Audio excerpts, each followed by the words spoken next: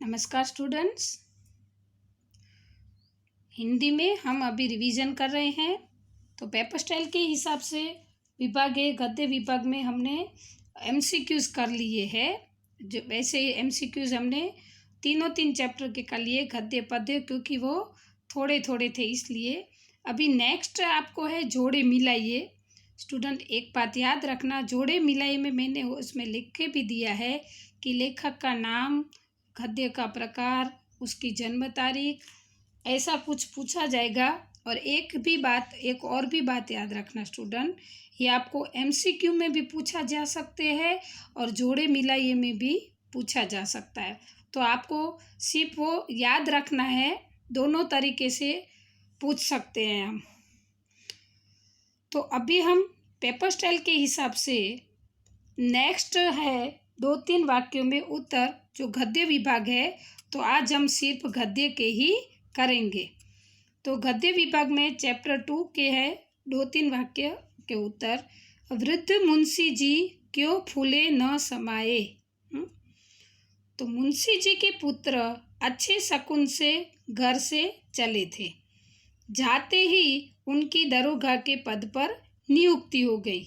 मुंशी जी के पुत्र थे, जो इसका नाम था बंशीधर। तो वो अच्छे शकुन से जैसे घर से चले थे, वो उनके जाते ही उनकी दरोगा के पद पर नियुक्ति हो गई।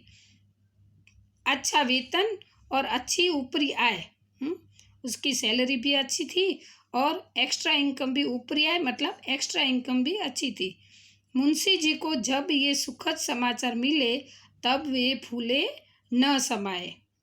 स्टूडेंट याद रह गया ना ये क्वेश्चन कि क्यों फूले न समाये।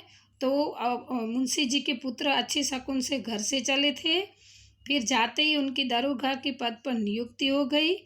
अच्छा वेतन और अच्छी ऊपरी आय होने वाली थी।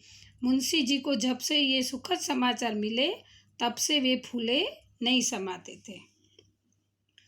नेक्स्ट क्वेश्चन है, बंशीधर रात को जमुना नदी पर क्यों गए। तो बंशीधर का ऑफिस जमुना नदी के थोड़ी दूरी पर ही था।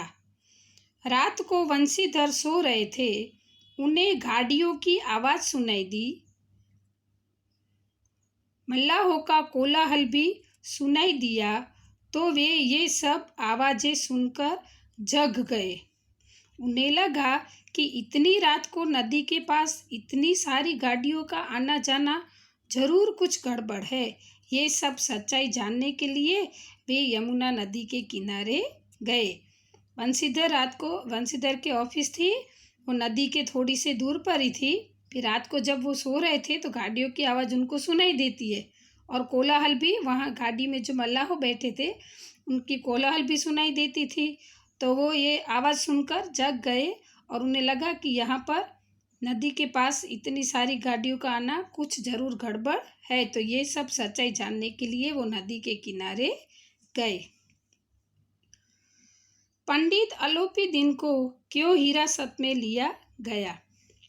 तो नमक के दारोगा बंशीधर ने पंडित अलोपीदीन की नमक की गाड़ियों को नदी के पास जाते हुए पकड़ा था। पंडित नमक के दारोगा जो बंशीधर थे, उन्होंने पंडित अलोपीदीन की नमक की गाड़ियों को नदी के उस पार जाते हुए पकड़ लिया था और उन्हें रोक दिया था। पंडित अलोपीदीन ने उसके पैसे लेकर मामले को रफा दफा करने का आग्रह किया।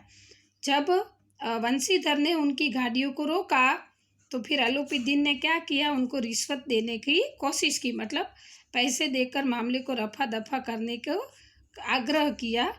पर बंशीधर किसी भी रूप से उन्हें छोड़ने के लिए तैयार नहीं थे और उनके आदेश से ही पंडित जी को हिरासत में लिया गया। बंशीधर की अदालत में क्यों हार हुई। जब ये बंशीधर ने पंडित अलोपीदीन को पकड़कर हिरासत में लिया, फिर उनको हिरासत में लेकर जेल में जाना पड़ता है। लेकिन फिर भी बंशीधर सही थे, फिर भी अदालत में उनकी हार हो जाती है। तो उनकी हार क्यों हुई। अदालत के सारे अधिकारियों के साथ आलोपी दिन का अच्छा रिश्ता था।